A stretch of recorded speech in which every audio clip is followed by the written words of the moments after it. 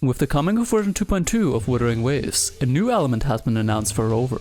As most of you probably already know, Aero Rover, or Aero Rover, will join the roster very soon with an incredibly strong, new, dedicated 5-star weapon that may as well be better than the character himself. Given the hype around the reveal of both Aero Rover and his weapon, a lot of people have been losing their mind over one specific thing that is not even Aero Rover's kit, but on the weapon that only fully works if he equips it. The free 5-star weapon, Blood Pact's Pledge, has a very powerful, one-of-a-kind passive, a 26% aero damage amplifier that is not lost on swap. I'll be honest, when I first saw this, I immediately called Aero Rover the best character in the game. In fact, so good that he makes every other element than Aero irrelevant. He is literally the best character in the game. He is unironically the strongest, most broken character in the game.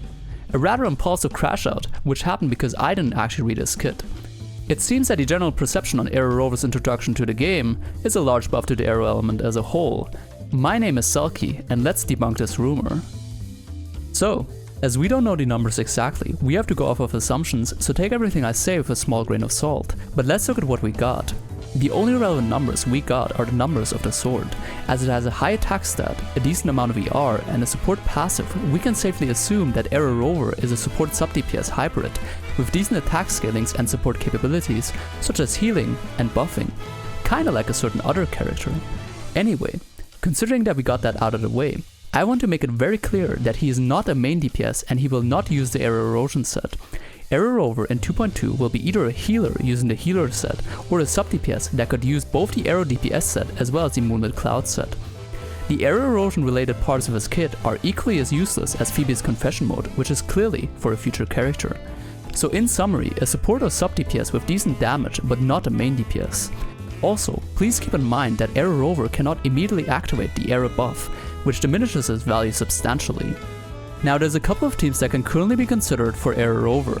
Aero Rover with Gian Murtefi, Aero Rover for Alter Gian Quickswap, or even Aero Rover with Shorekeeper and Gian as a Quickswap sub-DPS.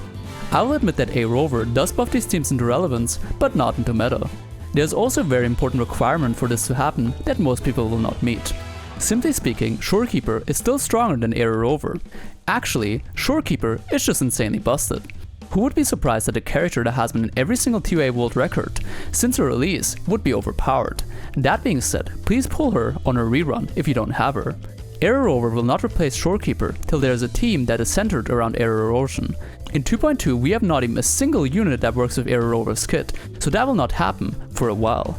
Now, considering that Aero Rover cannot replace Shorekeeper, the only team worth looking at is Gian, Aero Rover and Shorekeeper. And yes, depending on the numbers that Aero Rover can output, this team may be a quite decent alternative to a Murtefi.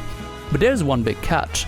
This character is significantly worse without quickswapping, and quickswapping Gian is not easy. Aero Rover without quickswapping is barely worth the investment, as Murtefi is easier, can use Static Mist, and has very strong buffs for Gian already. So that leaves the question, when is Aero Rover ever worth the investment? I would say it's worth it when you have neither an S6 Mort nor a Shorekeeper. He does compete fairly well with an S0 Verena on paper, and if his numbers are good, he could easily be worth more than Verena, but you have to keep in mind that Verena is universally useful, while Aero Rover really isn't. Also, Verena is really strong in Jinchi teams, so the echo investment is still hard to justify, especially because Aero Rover has to be built like a DPS, while Verena can be ran on +0 echoes. I will personally build Aero Rover, as I'm very interested in a mono Aero quickswap team, as well as just playing him for fun, as I enjoy learning quickswap, but many people will not feel the same about it. For now, I genuinely recommend to save your resources till the Aero Erosion team is playable, because in 2.2 there's very little reason to play Aero Rover over most other teams. He will remain a for fun unit till future units are released.